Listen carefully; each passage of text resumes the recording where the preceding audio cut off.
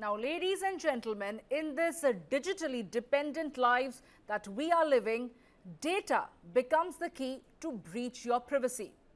If you've ever logged into anything online, your information stands a chance to be leaked and your account may get hacked. But what if I tell you that 16 billion passwords have already been leaked since the beginning of 2025? Yes, it is the largest ever data breach that we are talking about. The passwords have been leaked from tech giants like Apple, Google, Telegram, and many other popular platforms, including government portals and major online services. With 5.5 billion people having internet access globally, the breach potentially affects multiple accounts per person. An investigating team found out that 30 separate data dumps, each containing anywhere from tens of millions to over 3.5 billion records, now lie as a mysterious database. But how did this breach exactly take place? While cybersecurity is a technical challenge that we are staring at, the method used shows how each record typically followed a standard format: website URL, username, and password. And this structure matches the collection methods used by infostealer malware, which is a malicious software designed to harvest sensitive information from infected devices. Most of the stolen information is formatted as simple URL links followed by usernames and passwords.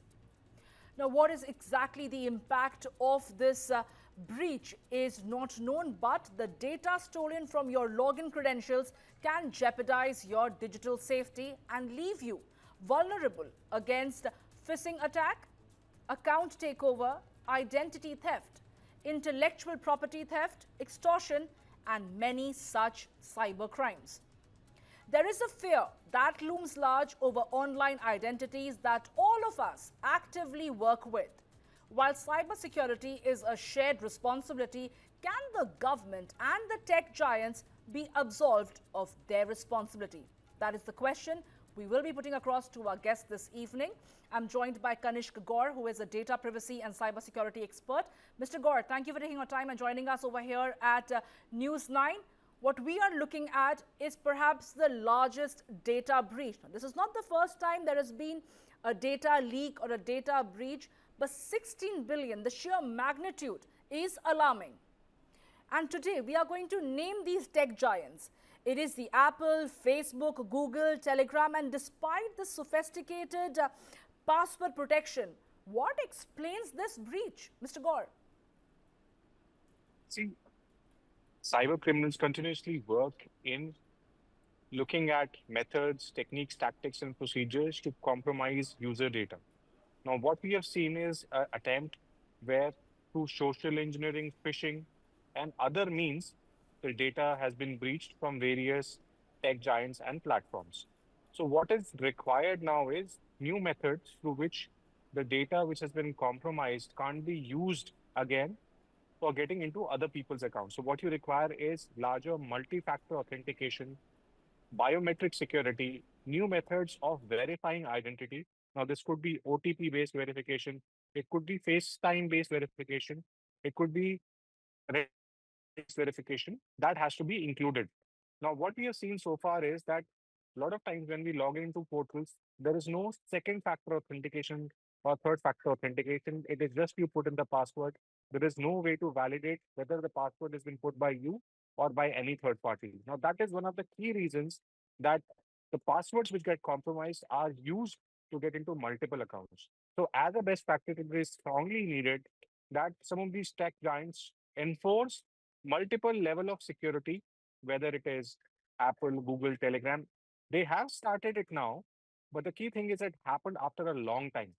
So the other part is complexity of passwords. So people keep very simple plain passwords, which is their date of birth, which is a combination of their uh, first name or last name. Now, all of this needs to be made much more complex.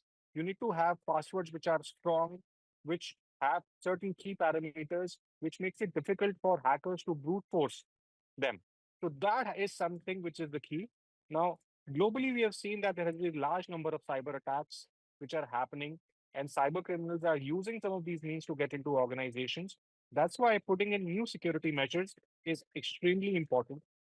Password management solutions have to be implemented across big tech companies as well, so that even if certain data is leaked on the dark web, that data can't be used to get into the user's account.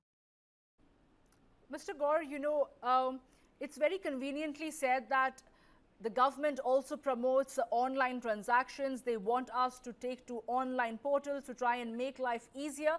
But what we're given to understand is that even popularly used websites and social media sites have become the areas of concern over here, including government portals. So while we are seeing a lot of promotions for these tech giants and the government portal social media sites, what are the safeguards that are being provided? Because clearly a user is oblivious to what fears lies ahead. See, sir, there are certain basic security measures when the websites are set up. Those websites needs to have HTTPS, which is the additional secure socket layer, which prevents the websites from getting hacked. Now, a lot of new websites, which are even government portals which are set up, don't have this secure socket layer set up. So the passwords can be brute forced, the applications can be used to infect malware.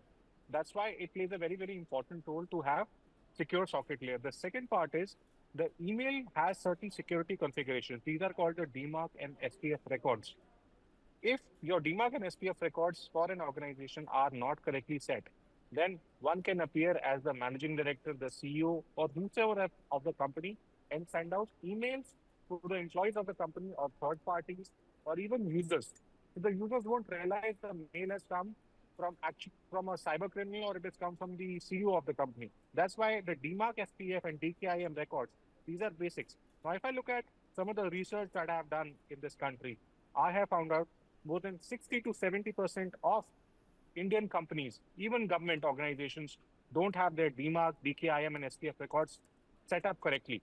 So people receive emails in the name of their CEO and end up losing their passwords, end up losing their identity, even losing the control of their accounts. That is one of the biggest issues that we are seeing in India right now.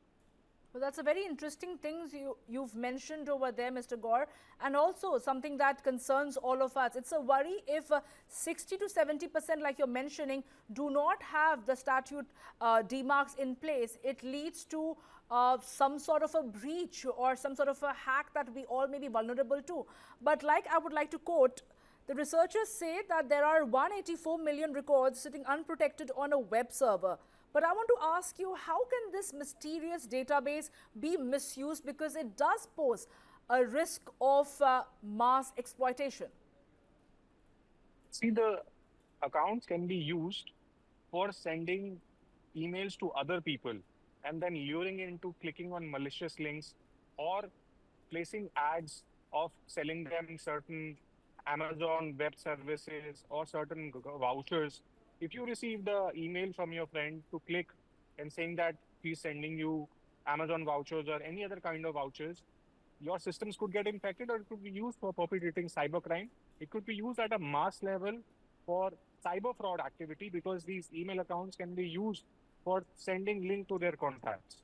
Now, the other aspect is a key concept called as password harvesting. Now, when you harvest a lot of passwords, you can use it for guessing passwords of people, even if they have changed. So when you harvest these passwords, you can use certain algorithms for letting new passwords be known to you because you have a large history of passwords which a person has kept in the past. Because the way people think is the human brain would keep passwords in a very similar way. The structure won't change. The password will change, but the structure won't change. Now, when you start using computer-based algorithm or use certain sophisticated tools, you could actually use for hacking into other people's account, and it could lead to mass hacking in the country. Now, that is not just a risk to an individual, it is a risk to national security because you can get into public databases, you can get into administrative accounts. So your digital public infrastructure in the country, which is your Aadhaar, UPI, BHIM, GSTN services can also be compromised, which can lead to a large scale failure of the digital identity infrastructure, the DPI, which is being created in the country. So it is not just a risk to an individual, it is risk to the government, it is also a risk to the larger functioning of the economy.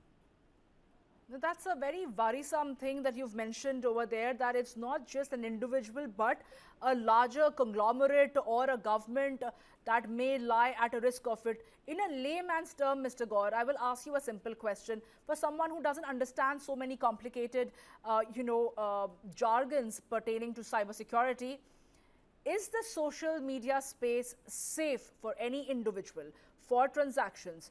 Because clearly what we are looking at right now may happen again in future. So what exactly can we use? Are there firewalls that can possibly protect our data online?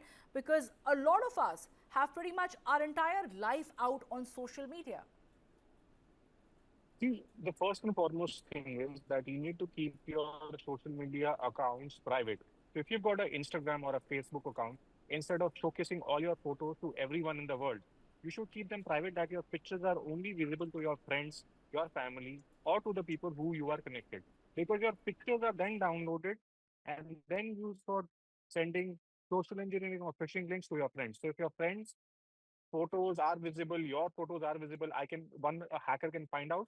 He will use open source intelligence tool to get your mobile number and create a fake WhatsApp DP of yours and try contacting your friends when you are unavailable. So first and foremost is to ensure that your social media accounts are private in nature. Any of your pictures which are there, which are they haven't been put out.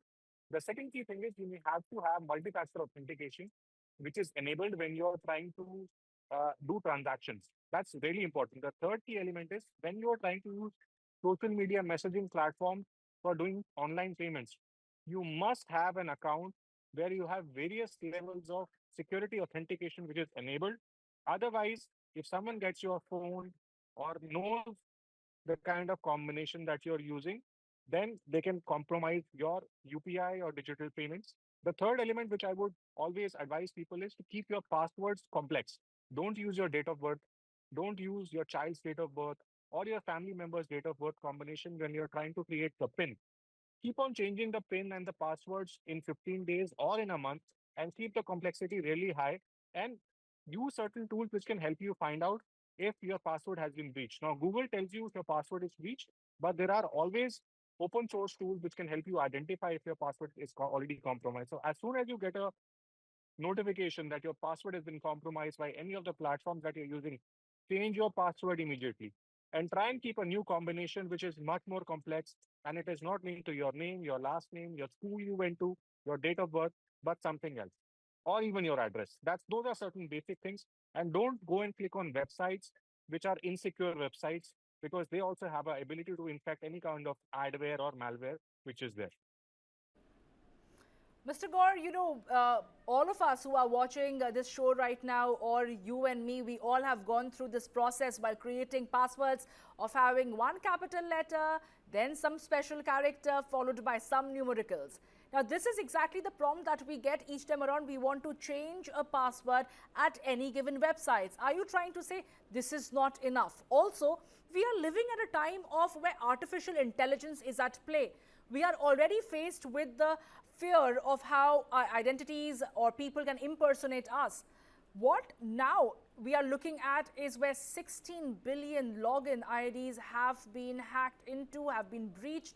For somebody who is active on social media, do you feel that the government should carry out some sense of awareness programs? Because you and I are here in this discussion, not a lot of people would be even aware about this. See, the government is doing awareness programs already. One of the key things is when such hacks happen, people should go back and change their passwords and increase the complexity of the password. When you keep such passwords, obviously you use one letter, which is capital, or you use certain special characters. But what you need to do is in those combinations, please don't use the combination of certain complexity, which can be cracked by any kind of AI based tool. With artificial intelligence coming in a big way, the sophistication of hackers have increased significantly because the phishing mails which you get are such that they are written with perfect English. Very difficult to find out if it has been sent by the actual user or by a cyber criminal. So the English, the language in which these phishing mails come is such that it is so much more convincing because with AI, it has made it more possible to have people social engineered on some of these aspects.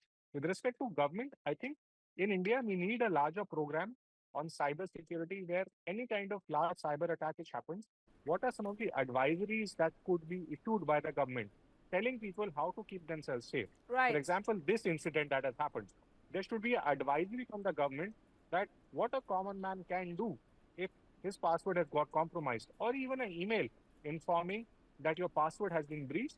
Please do these 5 things which are required. Now, these are things that are not happening. You and I are discussing on the News9 platform on what should be done, but there should be a mass level advisory, and this is something what happens in the developed Right, so world. that's exactly You will what I'm see. trying to say over here, Mr. Gaur, is that cybersecurity is a shared responsibility between the users, those who are the profile holders, then the tech giants who are providing the platform, and the government, who should ideally issue an advisory on cybersecurity. But till then, we will try to stay safe, and we would advise all our viewers to go back and change your passwords. Thank you so much, Mr. Kanish Gaur.